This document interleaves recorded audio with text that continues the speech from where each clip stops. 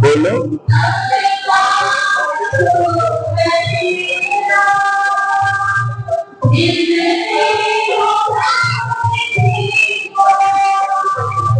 हम काम वो करें जिससे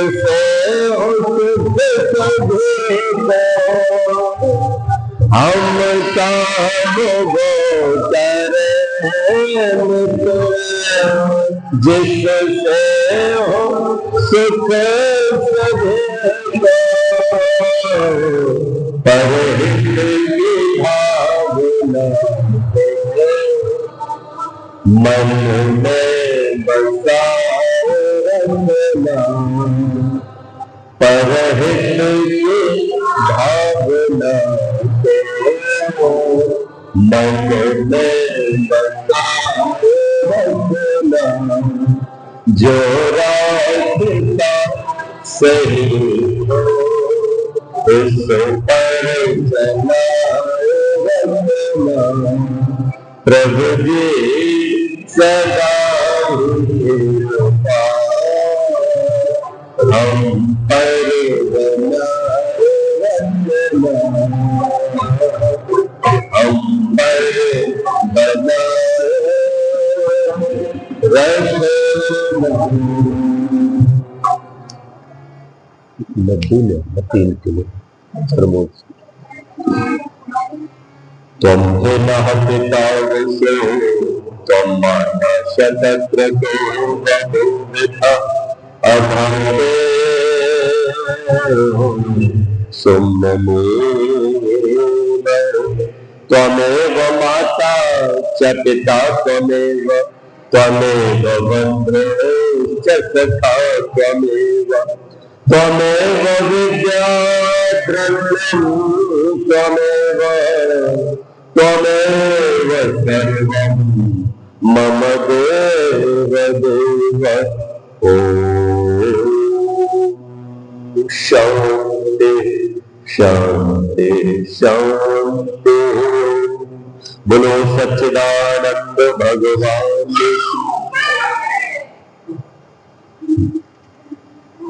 बहुत ही आदर और सम्मान श्रद्धा के योग्य वंदनीय मातृशक्ति, हमारी सभी चाचियां, हमारी सभी भाभियां, हमारी सभी पुत्र वधुएं, हमारी सभी बेटियां, ये हमारा गांव है, हमारा परिवार है, इसलिए हमारे यहाँ रिश्ते चलते, हमारे बहुत ही स्नेह के पात्र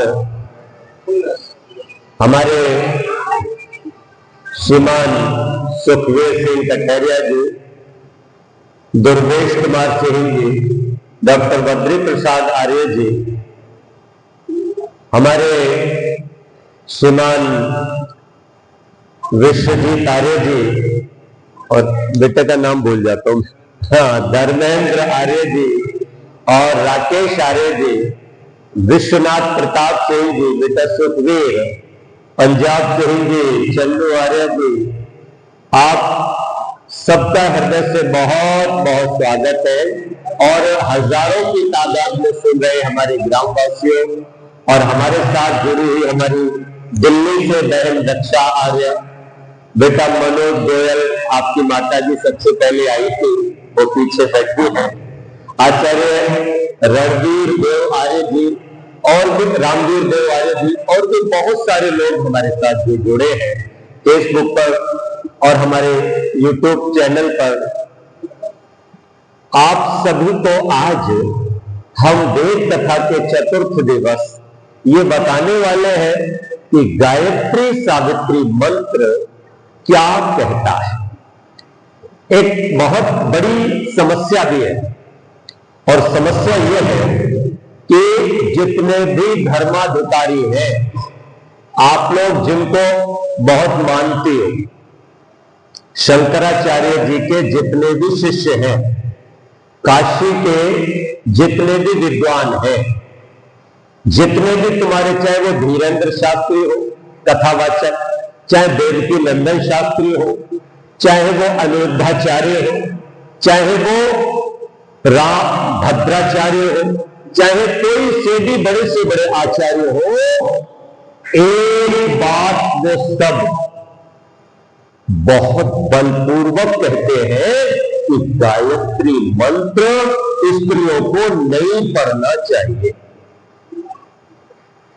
स्त्रियों को गायत्री मंत्र बोलना भी नहीं चाहिए। जब एक बेटी ने उनसे पूछा कि भाई क्यों नहीं पढ़ना चाहिए, क्यों नहीं बोलना चाहिए, तो कहने लगे ये बड़ा कठिन होता है, ये बड़ा कठिन होता है, क्योंकि ये वेद मंत्र है और वेद मंत्र वही गा सकता है जिसका यज्ञोपवीत हुआ हो। चूंकि स्त्रियों का यज्ञोपवीत नहीं होता, विधान नहीं है, स्त्रियां शूद्र होती हैं और शूद्रों का यज्ञोपवीत नहीं होता, इसलिए शूद्रों को गायत्री मंत्र नहीं गाना चाहिए, पाप लगेगा, ऐसा कहते हैं वो लोग। अब हमने पूछा महर्षि दयानंद से, महर्षि दयानंद ये बताओ, ये धर्म गुरु कह रहे हैं कि स्त्रियों को वेद मंत्र गायत्री मंत्र नहीं पढ़ना चाहिए, शूद्रों को नहीं पढ़ना चाहिए, तो क्या ये बात ठीक है? तो महर्षि दयानंद कहने लगे, देखो ये तो वही बात हुई कि भाई पुरुष लोग सूरज को देखें और स्त्रियां ना देखें, जल जाएंगी इसलिए ना देखें। पुरुष लोग चांद को देखें पर स्त्रियां ना देखें, शीतल होता है चांद, गल जाएंगी इसलिए चांद ना देखें। पुरुष लोग रोटी खाएं गेहूं की पर स्त्रियां ना खाएं, ये तो वही बात हुई ना। तो देखो लॉजिक दे रहा हूं आप लोगों को, जो धर्माधिकारी ये कहते हैं कि स्त्रियों को और शूद्रों को गायत्री मंत्र नहीं सुनना और पढ़ना चाहिए, उन लोगों को महर्षि दयानंद जवाब देते हैं और ये वेद जवाब देता है, भगवान की खुद वाणी। भगवान से हमने पूछा तो भगवान ने कहा मेरा सूरज मेरा गायत्री मंत्र है, मेरा चांद मेरा गायत्री मंत्र है, मेरी बनाई नदियां मेरा गायत्री मंत्र है, मेरे बनाए फूल मेरा गायत्री मंत्र है। अगर स्त्रियों को सूरज देखने से पाप लगेगा तो मैं मान लूंगा कि गायत्री मंत्र से भी पाप लगेगा। अच्छा सच बताओ, तुम में से जितनी माताओं बहनों बैठी हो, तुमको सूरज देखने में पाप लगा है क्या? या जलवल गई हो क्या? बताओ भाई, नदियों में जाकर के जैसे पुरुष स्नान करते तुम भी करते हो भाई, जैसे पानी से इनका शरीर शुद्ध होता है वैसे ही स्त्रियों का भी शुद्ध होता है। अरे बोलो ना होता है क्या? पानी जैसे पुरुष के लिए जरूरी है वैसे स्त्री को भी जरूरी है, औषधियां जैसे पुरुष को जरूरी है वैसे स्त्री को भी जरूरी है, सूरज चांद जैसे पुरुषों को जरूरी है वैसे स्त्रियों को भी जरूरी है। ऐसे ही शिक्षा और ज्ञान पुरुषों को जितना जरूरी है स्त्रियों को भी उतना ही जरूरी है। ध्यान से सुनो। और गायत्री मंत्र है क्या? गायत्री मंत्र तो कोई मंत्र है ही नहीं, ये तो केवल मंत्र है। गायत्री नाम तो इसका इसलिए पड़ गया क्योंकि ये गायत्री छंद में बद्ध है। छंद होते ना, छंद, तो गायत्री छंद है। विश्वानि देव मंत्र भी गायत्री मंत्र ही है, और न जाने 24 मात्रा के कितने मंत्र हैं। तो ये सारे के सारे मंत्र अगर गाने से पाप लगता है तो फिर देखो हमारी बेटी तृप्ति, देखो गुरुकुलों की बेटियां, देखो हमारी आर्य संस्कार शाला की बेटियां, देखो ये धड़ाधड़ गायत्री मंत्र गा रही है। एक बार जरा गा के तो सुना दो, ये देख ले बाकी लोग भी दुनिया के। बोलो ओम भूर्भुवः स्वः।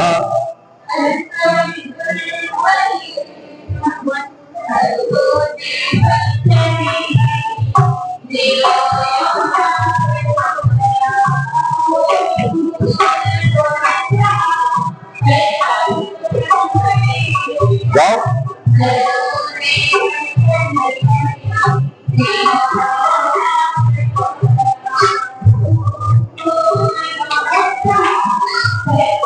तो देखा आपने,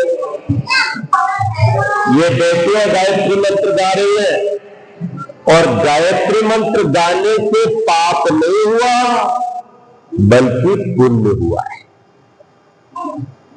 क्योंकि जैसे कोई औषधि मुख में रखने से मुख की दुर्गंध दूर होती। अच्छा एक बात बताओ, विश्वनाथ प्रताप सिंह, लौंग होती है, इलायची होती है ना। अच्छा इलायची तुम मुंह में रख के चबाओ तो क्या होता है बोलो, मुंह से खुशबू निकलती है कि नहीं? अच्छा तुम चबाओ तो खुशबू निकले, और ये चबाए स्त्रियां तो बदबू निकलेगी। चाची बताओ, अगर आप भी चबाओ तो क्या खुशबू ना निकलेगी? निकलेगी। मुख की दुर्गंध दूर होगी, पक्का होगी।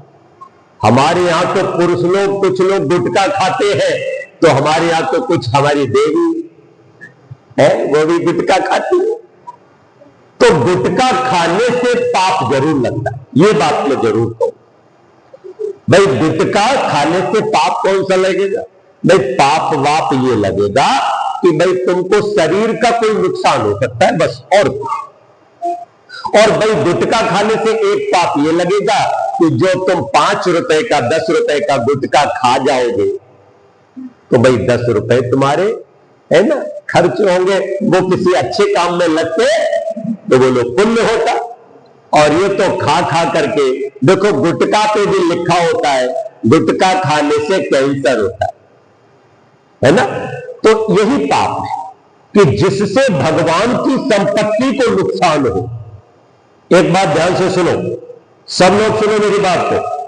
अगर मैं आपको एक बढ़िया सा मकान बना के दे दूं, कल्पना करो ये मंदिर आपको दे दिया है, अब क्या चाहोगे? मैं क्या चाहूंगा?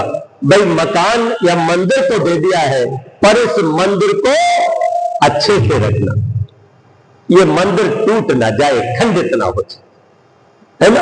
अगर तुम इसे खंडित करोगे, इसमें गंदगी करोगे तो बोलो हमको दुख होगा कि नहीं, है ना। मंदिर में आकर के कोई बच्ची की शादी करे निःशुल्क, कोई आकर के दूसरे हमारे यहाँ जो कोई टीकाकरण होता है, यहाँ आके दुनिया के और सामाजिक कार्य होते हैं, सबके लिए खुला। लेकिन कोई शराब पिए और हमसे कहे कि मंदिर में शराब पिएंगे, मंदिर खोल दो, तो मंदिर शराबियों के लिए नहीं खुल सकता, क्योंकि इससे मंदिर की हानि होगी। अच्छा एक बात और मैं आपसे पूछना चाहता हूं, मोटरसाइकिल किस किस के पास? भाई मोटरसाइकिल तो वो सो गए मोटरसाइकिल चलाने वाले। मोटरसाइकिल विश्वजीत के पास है, और विश्वजीत से मोटरसाइकिल मांग ली किशनपाल। हालांकि किशनपाल के पास भी होगी, लेकिन मैं उदाहरण देकर समझाना चाहता। किशनपाल ने मोटरसाइकिल मांग ली कि जरा हमें रिश्तेदारी में जाना है, मोटरसाइकिल दे दो। तो जल्दी बताओ तुम क्या चाहोगे कि जैसी ले जा रहे हो वैसी ही लौटाइयो? क्या जी, अगर 2 लीटर पेट्रोल खर्च है तो पूरे 2 लीटर हमारी पेट्रोल उसमें डलवा दियो। ये चाहते हैं कि नहीं चाहते? अरे बोलो चाहते कि नहीं चाहते? अच्छा आप ही ले लो, आपसे पड़ोसन ने ये कहा कि हम वहां जा रहे हैं, जरा अपनी को वाली ना एक साड़ी दे दो। वैसे साड़ियां अब तो कोई नहीं मांगता, पहले मांग लेते थे। अच्छा सच बताओ, तुमने साड़ी दे दी और अगर उसने साड़ी थोड़ी सी जला के दी, थोड़ी सी दी, ज्यादा नहीं दी, एक जगह छेद कर दो, तो बताओ तुमको कैसा लगेगा?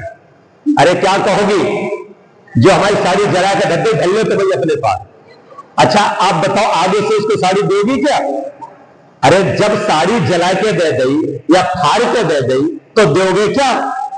अब सुनो ध्यान से, साड़ी ज्यादा से ज्यादा 1000-500 रुपए की आती है, मोटरसाइकिल ज्यादा से ज्यादा 50,000 की, 1 लाख की आती है, दूसरी चीजें ज्यादा से ज्यादा 1000, 2000, 10,000, 50,000 की आती है। लेकिन सही बताओ, इस शरीर की कीमत क्या लगाओ? ये शरीर की कीमत क्या लगाओगे? कोई अंगूठी पहना है अपनी उंगली में? कोई पहना है? स्वाति पहनी है क्या? किधर गई? कौन पहने अंगूठी? पहने है ना? अरे वेरी गुड। जरा इधर दिखाओ, एक बार पहन के दिखाओ। देखो हमारी चाची जी पहने हुए, ये अंगूठी, वेरी गुड। अच्छा, ये अंगूठी आप अपने उंगली में पहने हो, ये अंगूठी सोने की है, कितने रुपए की होगी भाई? हो सकता है 30-40 हजार की तो होगी, है ना? अरे हम 50 हजार की मान लेते। अच्छा सही बताओ, ये अंगूठी खो जाए तो तुम रोगी कि नहीं? करेगा, रोएंगे। हमारी अंगूठी खो गई, है ना? एक दिन हमारी खो गई, हमने 22 दिन से पहनने छोड़ दी। हमने कहा हम ना पहनेंगे, लेकिन हमने क्यों छोड़ी उसका कारण आपको बताना चाहते। एक बार फिर से दिखाओ, बच्चा थोड़ा हटो। ये अंगूठी जो आप अपनी उंगली में पहने हो, ये अंगूठी खो जाए तो फिर भी सुखवीर सिंह ला करके दे देंगे कमा के, और इससे बढ़िया भी दे सकते हैं। लेकिन जल्दी बताओ, ये तुम्हारी एक उंगली और भी है दूसरे हाथ की, जरा दिखाओ तो। वो ना दिखाओगे, क्यों नहीं दिखाओगी? कल्पना करो कि वो उंगली कट जाए, जैसे तुम्हारी एक कटी हुई है, देखो एक कटी उंगली दी है। अब मुझे बताइए, जो तुम्हारी कटी उंगली है, ये क्या मिल जाएगी? क्या ये कटी उंगली मिल जाएगी? अब मैं आपसे पूछना चाहता हूं कि उंगली ज्यादा कीमती है या अंगूठी? बोलो बोलो चाची, बताओ तो। अंगूठी ज्यादा कीमती है या उंगली? अच्छा, हम कह रहे हैं 1 लाख रुपए में अपनी उंगलियां कटवा लेंगे। कमलेश कटवा लेंगे 5 लाख से। कमलेश कह रही है 10 लाख में ना कटवाएंगे, मतलब 10 लाख में ना कटवाएंगे। अच्छा, जो गुदी में पहने हो हार, कोई गुदी कटवा लेंगे करोड़ में? इसका मतलब समझ लो, हंसी हंसी में समझा रहा हूं, लेकिन बात बहुत गंभीर है कि तुम्हारे दुनिया के सोने से, चांदी से, हीरो से, मोतियों से, जमीन से, जायदाद से, मकान से, दुकान से, फैक्ट्री से, सबसे ज्यादा कीमती तुम्हारा शरीर है। क्या है बोलो? जब तक ये शरीर है तब तक सब कुछ है, और शरीर ही नहीं रहा तो बोलो कुछ भी। बोलो वेद भगवान की।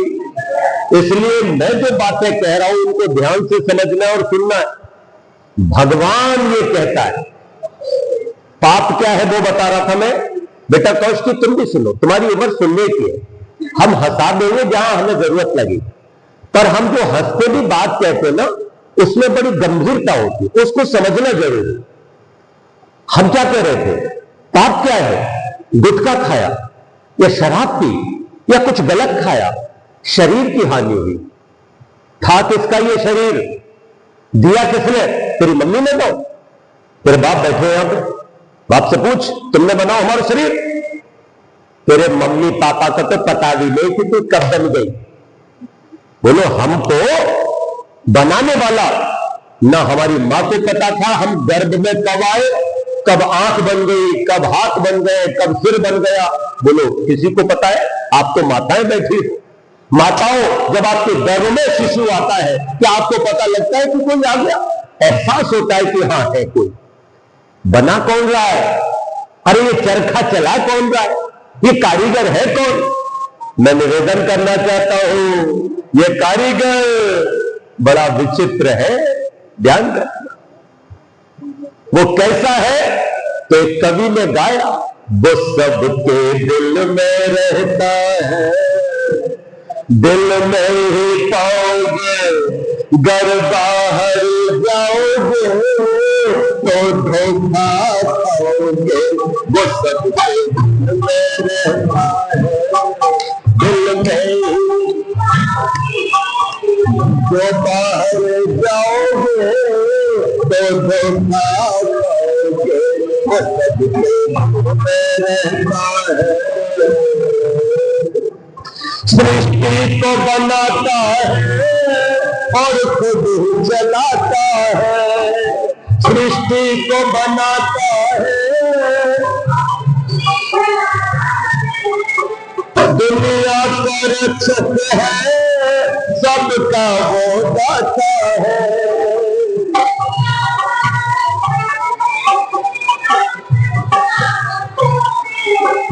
उस उसकी ही माया है पर पर में समाया है, ये सब अपने दिल को तुम कब समझाओगे, सबके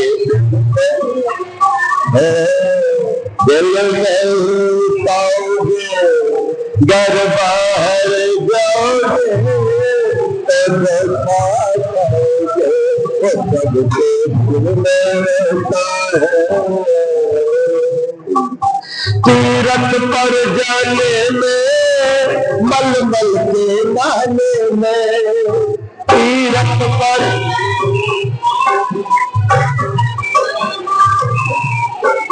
फल फूल चढ़ाने में, खुद को भटकाने में, कुछ भी ना हाथ लगा, ये जीवन बीत गया, सब कलियां मल मल के रोते रह जाओगे,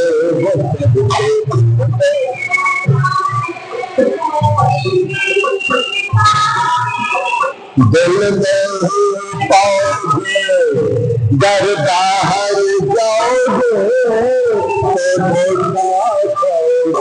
तो सबके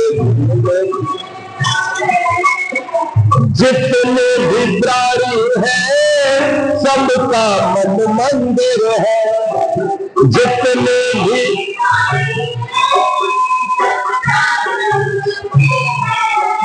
ईश्वर हर प्राणी के मंदिर के अंदर है, ईश्वर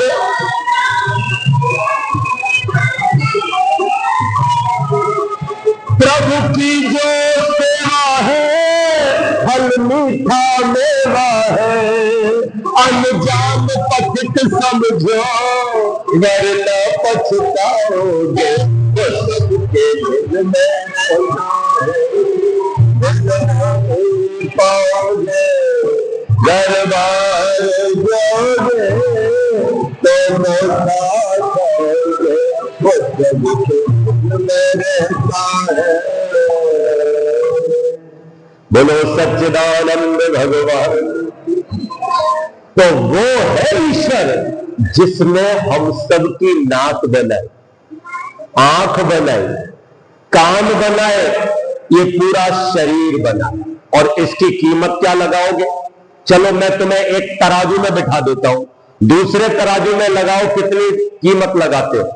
1 कुंटल सोना, 5 कुंटल हीरे, बोलो बताओ बताओ, 1 करोड़ रुपया, क्या क्या वैल्यू लगा रहे हो? फिर मैं बताऊंगा वैज्ञानिकों ने क्या वैल्यू लगे। थोड़ा बेटा आगे आ जाए, बहुत पीछे हो गए सब लोग। मैं निवेदन कर रहा हूं, कितनी वैल्यू है आपको बता दूं, 1 लाख करोड़ रुपए इस शरीर की वैल्यू है। यानी 1 करोड़ रुपया 1 लाख जगह रख दो, इतना हमारे तुम्हारे शरीर की कीमत है।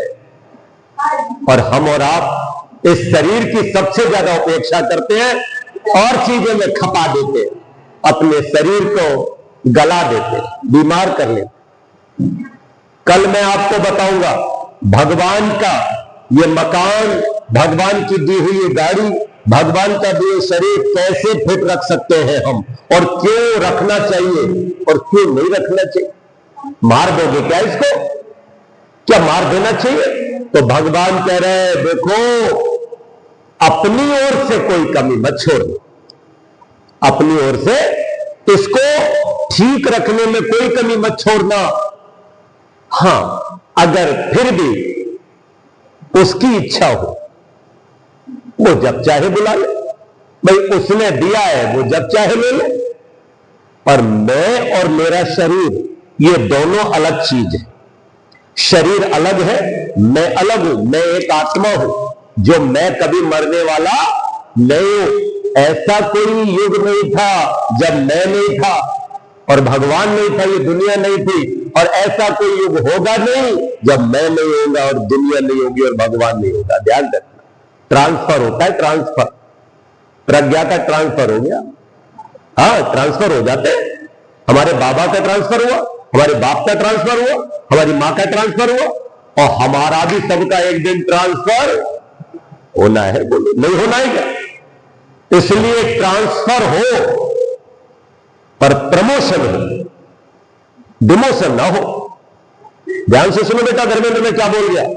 मैं ये बोल करके गया हूं कि जब किसी का तबादला होता है, जैसे कोई बैंक का मैनेजर आए, बड़ा रिश्वत लेता, किसी से सीधे मुंह बात नहीं करता, बड़ा गंदा व्यवहार है, मुझे बताओ लोग दुखी होंगे कि नहीं?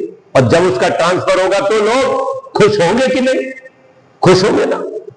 लेकिन अगर कोई व्यक्ति बड़ा सदाचारी अधिकारी आया, तुरंत माताओं बहनों को बिठाता है, पानी की पूछता है, ठीक है, और सबका बिना रिश्वत लिए काम कर देता है। जब वो जाता है तो वो लोग क्या होता है? लोग कहते बड़ा बुरा हो, मैनेजर साहब तुम मत जाओ, तुम बहुत अच्छे हो। अच्छाई को रोता है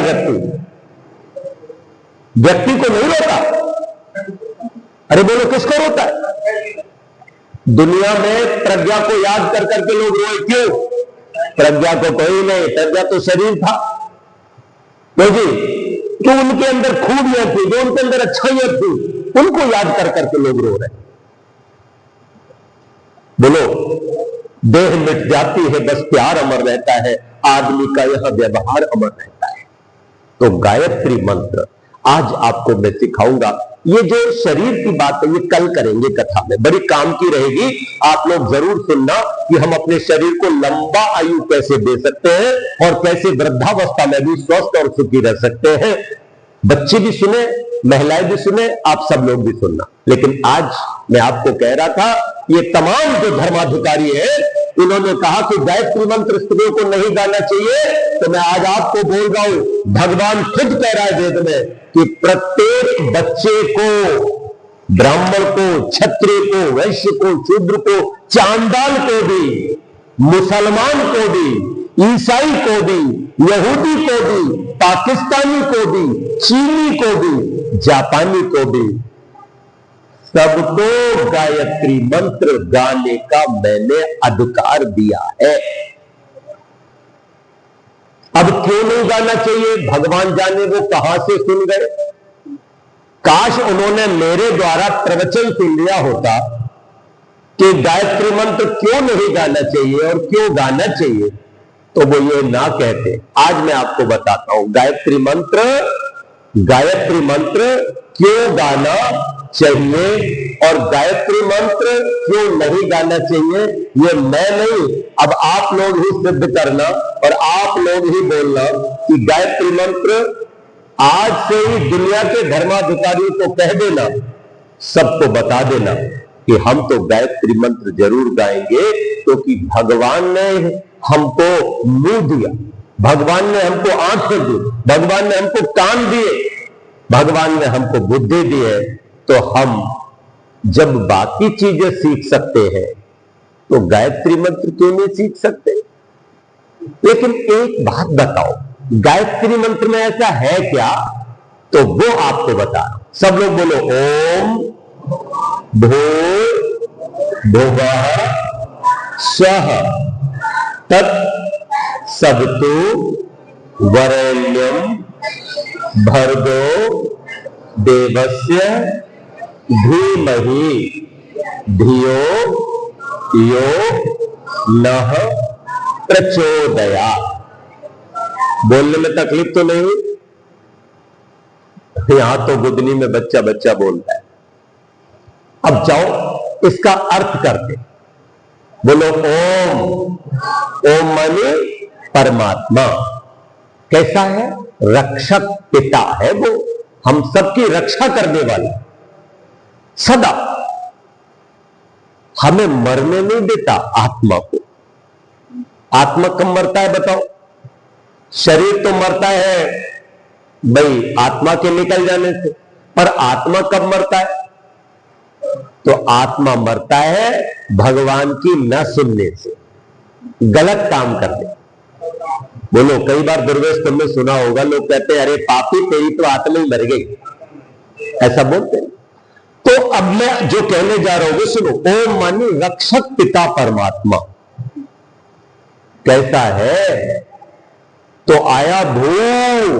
बच्चों भू का मतलब क्या बताया? प्राणों से भी प्यारा। देखो प्राण हमें बड़े प्यारे होते हैं, सबसे ज्यादा प्राण प्यारे होते हैं। एक आदमी रेगिस्तान में फंस गया, उसके पास 10 किलो हीरे थे, 20 किलो सोना था, इतना जेवर, करोड़ों रुपए, प्यासा, पानी नहीं था, कहीं मरा जा रहा है, प्राण निकलने को ही, तब तक विश्वजीत पहुंच गए। वो एक बोतल पानी था इनके पास, मात्र 10 रुपये की बोतल। इन्होंने दिखाई बोतल, पानी पियोगे? बोले दे दे भैया, मैं मर गया, अगर ये न मिला तो मर जाऊंगा। बोले ऐसे नहीं दूंगा, इसकी कीमत है। बोले क्या लोगे? बोले सारा सोना और सारे हीरे दे दे, ये पूरा बैग दे मुझे तो पानी दूंगा। उसको लगा पहले तो कि ये तो बड़ा कीमती है, लेकिन फिर उसने देखा मेरी जान ही निकल गई, अब मैं मर जाऊंगा, तो फिर बताओ मैं अपनी जान बचाऊं या जेवर बचाऊं? उसने कहा तू सब ले ले भैया, पर मेरे को बचना है, मेरे प्राण ना निकल जाए, पानी दे दे। ध्यान रखना, प्राण ज्यादा कीमती होते हैं। अब प्राणों से भी ज्यादा प्यारा क्या कह दिया भगवान। अब क्यों है वो भी पता लगेगा। अगले 2 विशेषण आए। अगला विशेषण है भुवा। भुवा का मतलब होता है, बोलो सब लोग, दुखों को दूर करने वाला। बोलो ना, भुवा। भुवा का मतलब है दुखों को दूर करने वाला। अर्थ को समझो, अर्थ कौन बताता है? ओम मानी परमात्मा, भू मानी सबसे प्यारा, प्राणों से भी प्यारा, भुवा मानी दुखों को दूर करने वाला, और स्व मानी खुशियां देने वाला, सुख देने वाला। अब पता लगा, ओम परमात्मा भू, तू सबका प्यारा है, तू सबसे प्यारा है, तू इसलिए प्यारा है कि तू सबके दुखों को दूर करता है। कैसे दूर करता है? तो का तत्सवितु, सवितु मानी सकल जगत का उत्पादक, सूर्य चंद्रमा आदि प्रकाशकों का प्रकाशक, सूरज बना के, चांद बना के, तारे बना के, नदियां बना के, पहाड़ बना के, रेगिस्तान बना के, फल बना के, वृक्ष बना के, अन्न बना के, औषधियां बना के, क्या कर रहा है? तू सबको सुख दे रहा है और सबके दुखों को तू दूर करता है। कैसे दूर करता है? बच्चे ने जन्म लिया, देखो स्वाति अपने बच्चे को लिए गोद में बैठी, यीशु अपने बच्चे को गोद में लिए बैठी। ये अभी पेशाब कर दे, लैट्रिन कर दे, तो ये देखो बाकी लोगों को तो घिन चढ़ेगी, और इसकी जो मां है वो फौरन अपने वस्त्रों से ही अपने बच्चे का मलमूत्र साफ कर दे, इनको घिन पैदा नहीं होगी। ये मुझे बताओ, ये क्या हुआ? ये बच्चा बोलो दुखी ना हो जाता अगर कोई इसकी लैट्रिन साफ ना करता तो? बोलो इसका मलमूत्र साफ ना करता तो दयालु परमेश्वर ने मां के हृदय में मोह पैदा कर दिया। क्या पैदा कर दिया? मोह पैदा कर दिया। अब अपने बच्चे को छाती से लगाए फिरती है। अपना बच्चा बीमार हो जाए तो पागल हो जाती है, दवाई दिलाती है, आहा कितना ही पैसा लग जाए, लेकिन मेरे बच्चे को डॉक्टर साहब ठीक कर दो। बोलो कहती। इसलिए मैं निवेदन करूंगा कि ये है परमात्मा। कई बार हमारा एक्सीडेंट हो जाता और हम को कोई अस्पताल में ले जाता है हमारा प्रियजन, हम ऑपरेशन थिएटर में चले गए, बाहर सारे के सारे घबरा रहे हैं, दुखी है, परेशान है, पता नहीं क्या होगा। इतनी देर में डॉक्टर निकलता है और कहता है मुस्कुरा के, डॉक्टर साहब भी आ गए। मतलब की बात सुनो ध्यान से। डॉक्टर साहब ने आगे कहा चिंता मत करो, मरीज को अब कोई खतरा नहीं। मुझे बताओ एकदम से दुख दूर हो जाता है कि नहीं? कष्ट दूर हो जाता है कि नहीं? कितनी बार हम मुसीबत में फंस जाते हैं, हमको लगता है जीवन हमारा रहेगा नहीं, अब तो पता नहीं क्या होगा, पता नहीं क्या होगा, हाय कैसे जिएंगे। लेकिन तभी अचानक कोई रास्ता निकल आता है और हमारे जीवन में खुशी आ जाती है और हमारा दुख दूर हो जाता है। बोले हो जाता है। कितनी बार ऐसे संकट हमारे जीवन में आते, मरने को ही हो जाते हैं हम तो, तभी पता नहीं कहां से कोई रक्षा करने वाला खड़ा हो जाता। अभी मैं और तृप्ति कल ही बदायूं से आ रहे थे और जैसे ही हम आरटीओ ऑफिस से निकले, गाड़ी में पंखा बंद हो गया, कैसे भी तो हीट हो गई गाड़ी। जब गाड़ी हीट हो गई तो जल्दी से हमने बोनेट खोला। अब भाई गाड़ी कहां रुकी पता है? एक बाग के पास में, और बाग के पास में एक बुलडोजर खड़ा था, उस पे कोई आदमी बैठा था, और वहां एक नल भी था, और एक डिब्बा भी बोतल रखी थी। देखो दयालु परमात्मा कैसे इंतजाम करता है, वो बता रहा हूं आपको। अब सोचो गाड़ी कहीं ऐसी जगह खड़ी होती जहां पानी होता, बंद भी कहां हुई? बंद वहां हुई, तृप्ति साक्षी है, बोलो पूछो इससे, जहां सामने नल लगा था, जैसे प्रजा का घर है इतनी दूर, और वहां एक बुलडोजर पे आदमी भी बैठा। अब आगे सुनो क्या हुआ। हमने उसमें पानी डाला है, फब्बारा ऊपर गया, फट जाएगी जैसे गाड़ी। वो उतर के जल्दी से आए, बोले गुरुजी मैं आ रहा हूं, क्योंकि अपन को देख करके समझा होगा भाई कोई अपने हैं आचार्य जी कोई है ना। वो जल्दी से नल चलाने लगा, फटाफट पानी भर भर के लाए, गाड़ी में डाले, पानी भरे, मैं डालू बोलाए, मैं डालू बोलाए। गाड़ी तो ठंडी हो गई, लेकिन गाड़ी चले ना, पंखा बंद।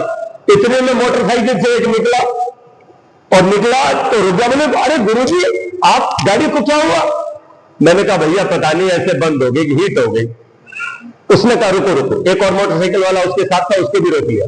उसने अपने बैग खोला, बैग में से एक इतना बड़ा कोई यंत्र निकाला, जांच करने वाला। बोले इसका फ्यूज उड़ गया है। बोले फिर क्या करोगे? बोले फ्यूज तो मिलेगा नहीं, ऐसा करते हैं इसका जो पंखा है ना वो डायरेक्ट कर दो, पंखा चल जाएगा, बैटरी से लगा दो, तो फिर तुम्हारी गाड़ी बीची तक पहुंच जाएगी।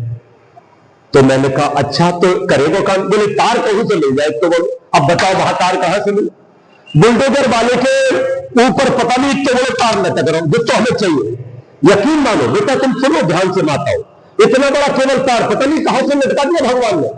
और उसने वो बुलडोजर वाले ने वो गाड़ी स्टार्ट कर ली, जा ही रहा था, क्योंकि गाड़ी ठंडी हो गई थी। हमने कहा वो तार मिल जाएगा, उसने खपोड़ा, बोले तार कहीं नहीं। हमने देख क्या लटक रहा ऊपर, बोले अरे लाओ दे दे। उनने वो तार दे दिया, उसने वो तार उसमें जोड़ के वो गाड़ी स्टार्ट कर दी, और हम चले आए। ओम भू, ध्यान रखना, आओ कीर्तन कर लो, ओम भू ओम भू ओम भू ओम भू ओम भू ओम भू ओम भू ओम भू। प्रभु प्यारा, प्रभु प्यारा, प्रभु प्यारा है।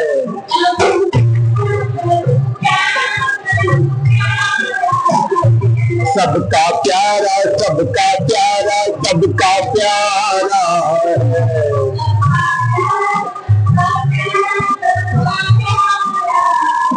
सबसे प्यारा, सबसे प्यारा, सबसे प्यारा है।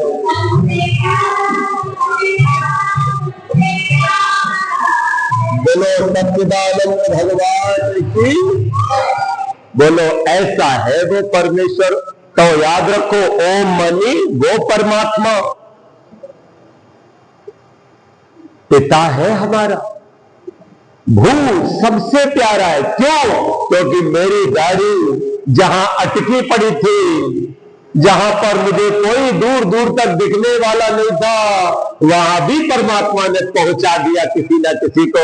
अरे भगवान ही तो अपना रूप धर के आ जाते हैं। अभी कौश की एक भजन गा रही थी, कौन सा भजन गा रही थी शुरू में?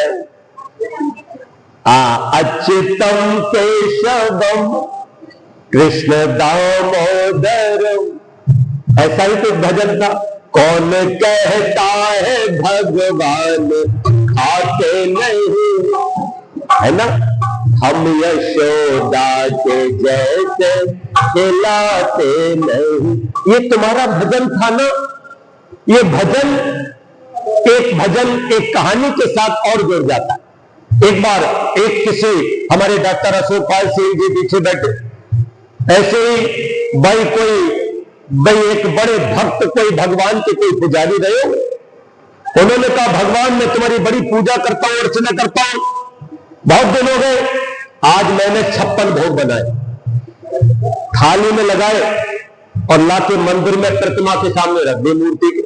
बोले आज खाओगे, बहुत दिन हो गए चीटियां बना खाते ना हो तुम, आज खाओगे, खाने पर है वो तुम्हें, और हम तब तक कछ खाएंगे ना जब तक तुम ना खा लोगे।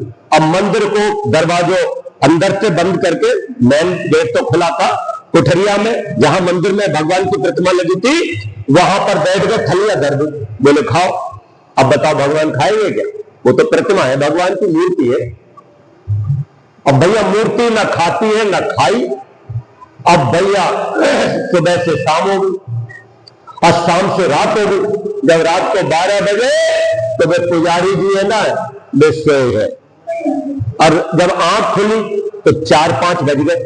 थरिया वैसी धरी, लड़ुआ वैसी धरे, पूरी वैसी धरी, मटर पनीर वैसी धरो, कछ ना खाओ। गुस्सा में आए, है ना बड़े, और गुस्सा में आके बोले भगवान आज के बाद मैं तुम्हारे दरबार में कभी आऊंगा ना, तुम झूठे हो, तुम झूठे हो, कभी ना खवाऊंगे तुम। अब इतना कहते फिर उनको नींद आई तो भगवान ने दर्शन दिया। भगवान आए सपने में, तो भगवान से शिकायत कर रहे हैं हमने तुम्हें लड्डू खिलाए, इतना बढ़िया खाना खिलाया, और देखो तुमने नहीं खाया। तो भगवान बोले हम तो कई बार आए खान को, पर तुम देख ही ना पाए तो हम क्या करें? बोले कब आए तुम? बोले जब तुमने थरिया ला रहे थे मंदिर में लड्डू देख के, तो बाहर कुछ भिखारी बैठे थे भूखे, उन्होंने कहा था पंडित जी कुछ लड्डू हमें भी दे दो। तो तुमने कहा कहीं जरा बताओ, तो हमने जाके भट ये भगवान के भोजन है, तुम खाओगे। भगवान को ले जा रहे, तो बोले हम उन्हीं के रूप में आए थे, तो तुमने हमें दूध काट दो। फिर कब हो? फिर कुछ बच्चा आए थे नहीं आए थे, खेल खेल में वो भी मांगने लगे हमें भी लड्डू दे दो, पुजारी जी लड्डू दे दो, भगवान का भोजन है ये, तो तुमने उनको भी ले दिया। फिर मैं बालक बन के आया, फिर मैं कुत्ता बन के आया, कुत्ता भी आया तो तुमने कुत्ते को भी भगा दिया, भाग भाग भाग। फिर मैं चींटी भी बन के आया, तो तुमने चींटियों को भी भगा दिया। अब तुम मुझे बताओ मैं क्या और क्या करूं? अरे ये प्रतिमा है, ये भी तो तुम ही मनुष्यों ने बनाई है, मैं कोई प्रतिमा थोड़ी हूं जो खाऊंगा, मैं तो इन रूपों में खाता हूं। तुम चींटी को खिलाते हो तो मैं खा लेता हूं, मुझे पहुंच जाता है। तुम कुत्ते को खिलाते हो तो मुझे मिल जाता है, तुम गाय को खिलाते हो तो मुझे मिल जाता है, तुम अपने माता पिता बड़े बुजुर्गों को खिलाते हो तो भी मुझे मिल जाता है, तुम किसी अतिथि विद्वान को खिलाते हो तो भी मुझे मिल जाता है। ध्यान रखना, तुम अपने से इतर जिसको भी परोपकार की भावना से खिलाते हो वो सब मुझे ही मिलता है। बोलो सच्चिदानंद भगवान की। समझ में आ रहा है ना? इसीलिए हमारे यहाँ रिवाज है, परंपरा है कि हम पहली रोटी कभी नहीं खाते। पहली रोटी क्या करते हैं? निकाल के पहले तो अग्नि में डालते, जरूर डाला करो, चाहे एक टुकड़ा ही गैस पे धर दिया करो, चूल्हा नहीं रहा है, एक टुकड़ा गैस पे धर दिया करो, उसे जला दिया करो। ज्योति बेटा तू भी सुन ले, तुम सब मेरी बेटी के समान हो, पुत्र वधुएं होती है, छोटे भाई की पत्नी। ध्यान रखना, आप जो हमारे पुत्रों की वधुएं होती है वो सब हमारी बेटियां हैं, हमारी बहनें हैं, हमारे आप सब ध्यान रखना गुरु के बच्चे होते हैं, और जो हमारी माएँ हैं वो तो माएँ हैं। तो उसी संबंध से मेरी बात को सुनो ध्यान से। पहली रोटी हम लोग नहीं खाते, क्यों? क्योंकि हम चाहते हैं कि पहले भगवान को खिला दी जाए। भगवान को खिलाने का मतलब भगवान का धन्यवाद, भगवान का धन्यवाद कि भगवान तेरी ही कृपा से मुझे ये रोटी मिल रही, मेरा आपकी कृपा से सब काम हो रहा, मेरा आपकी कृपा से सब काम हो रहा, करते हो तुम प्रभु जी, करते हो तुम, मेरा नाम हो रहा, मेरा